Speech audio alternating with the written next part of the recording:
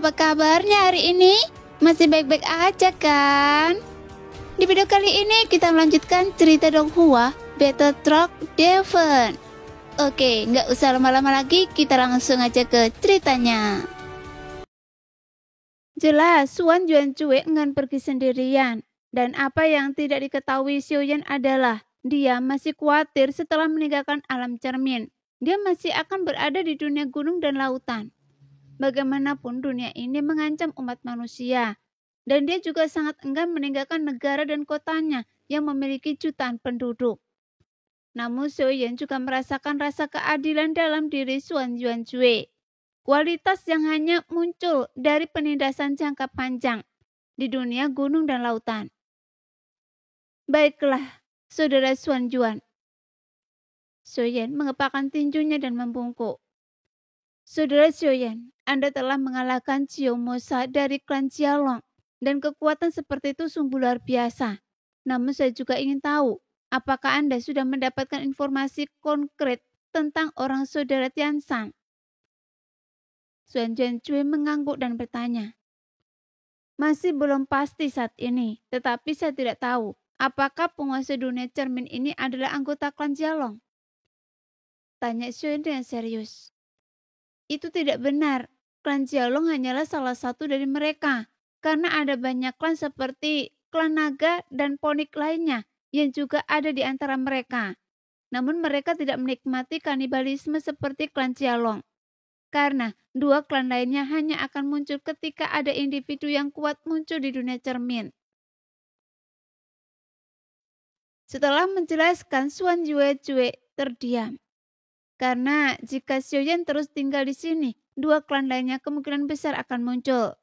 Hanya saja bagi Xiaoyan, identitas Longyi belum bisa diungkapkan. Meskipun dia memiliki liontin giok yang bisa menyembunyikan auranya, dan tidak perlu khawatir identitas akan terungkap. Tetapi Xiaoyan merasa bahwa dia tidak perlu tinggal di sini lebih lama lagi. Bagaimanapun dia harus segera mencari nomor 5 untuk meminta bantuan sesegera mungkin. Bagaimanapun jika dia terus di dunia Shanghai, dia juga tidak dapat bertahan hidup sendirian. Terutama karena banyak ras di sini yang memusuhi manusia. Lagi pula, Xiaoyan tidak perlu menantang para binatang iblis di seluruh dunia Shanghai dan sendirian. Lagi pula, Xiaoyan tidak memiliki banyak waktu untuk mengetahui keberadaan Raja Tianshan, karena dia tidak bisa mengetahui keadaan pastinya.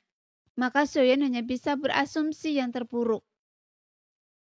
Saudaraku Xuan Yuan, kalau begitu harus pergi dari sini. Xiaoyan mengepakkan tinjunya dan membungkuk.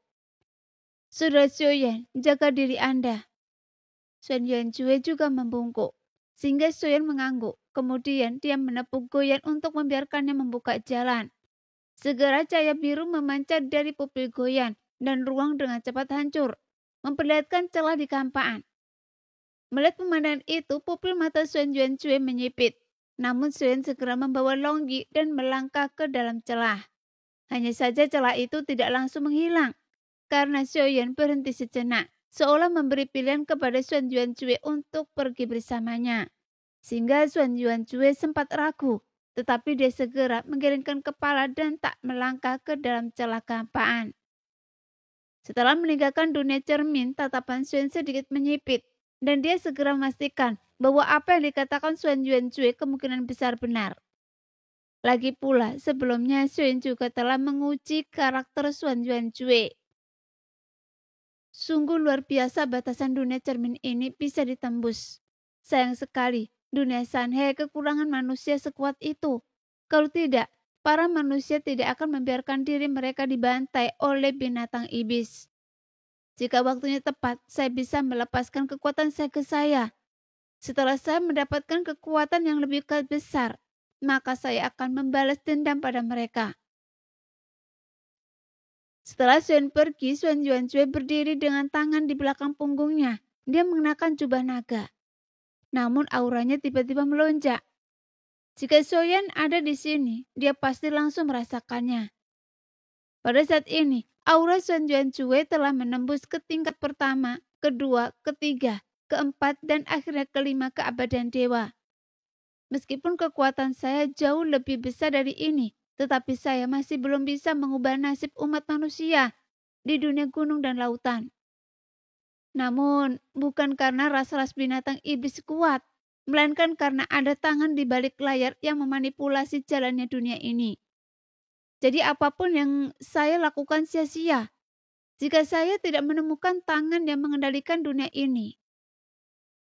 Xuan Yuan Cue bergumam pada diri sendiri. Namun aura kuat ini hanya melonjak sesaat sebelum ia jatuh kembali ke tingkat keabadian kaisar. Setelah menghela nafas panjang, para pejabat yang membeku di istana melanjutkan gerakan mereka. Kemudian mereka semua langsung ambruk ke tanah. Karena lelah, mereka juga segera mundur. Bahkan Xuan Yuan Cue yang berdiri dengan tangan berlipat di belakang punggungnya pelan meninggalkan istana.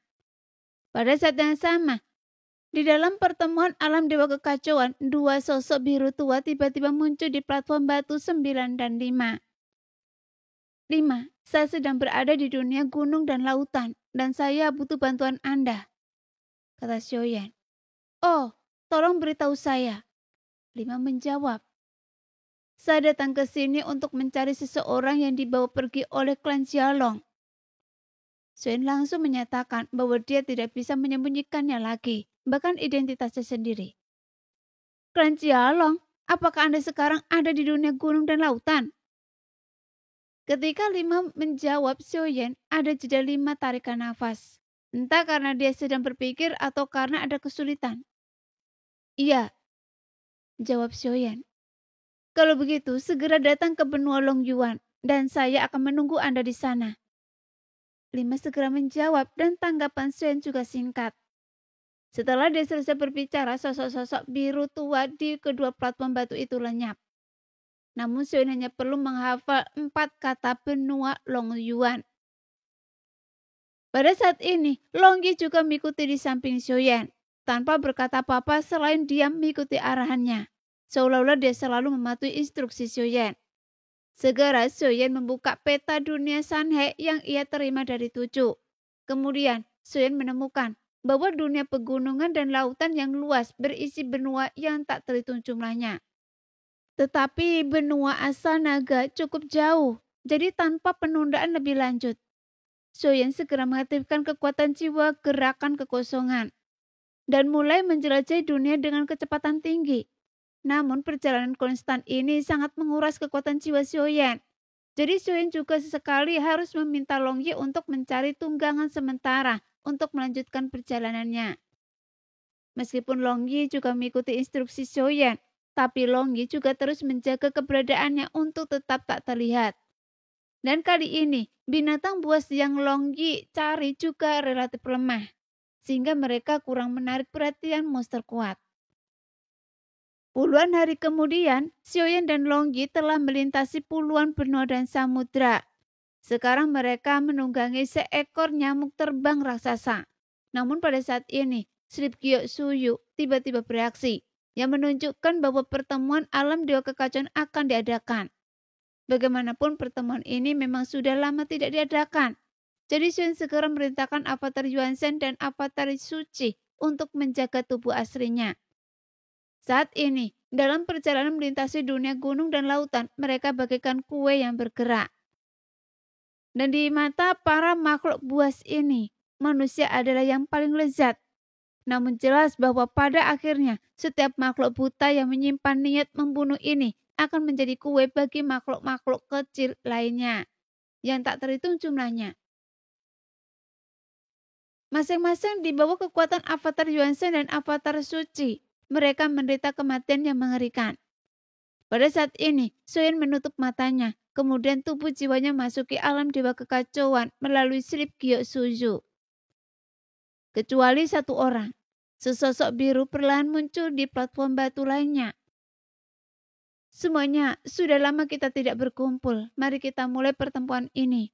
Dan tujuan pertemuan ini adalah untuk berkolaborasi, berbagi, dan memecahkan masalah. Xiaoyan mengatakan dua hal sebelum pertemuan dimulai. Bagaimanapun kedua masalah ini sangat penting. Adapun kolaborasi, berbagi, dan memecahkan masalah. Tujuan yang lebih dalam adalah mengharapkan persatuan. Saya belum melihat Chang Mei muncul lagi di alam Dewa Sembilan Surga. Tetapi dari apa yang saya pelajari tentang situasi di berbagai dunia, situasinya tidak terlihat baik. Jadi kita harus mengungkapkan Chang Mei di antara kita. Saya masih sangat sensitif terhadap Chang Mei dan dapat dengan jelas merasakan kebencian mereka yang mendalam. Mendengar ini, Suen tidak yakin apakah Chang Mei ini benar-benar dirinya. Namun dia bukan Chang Mei yang sebenarnya. Dia hanya mendapatkan identitas ini. Pada dasarnya dia adalah Chang Mei palsu. Atau mungkin selain dirinya ada Chang Mei lain di antara 7 orang yang tersisa. Tapi dalam sekelompok kecil itu tidak ada yang tampak mencurigakan. Sehingga membuatnya tidak memiliki petunjuk dan tidak ada cara untuk menyelidikinya. Nah, sekian dulu cerita kali ini. Kita lanjut lain hari ya guys ya. Bye-bye.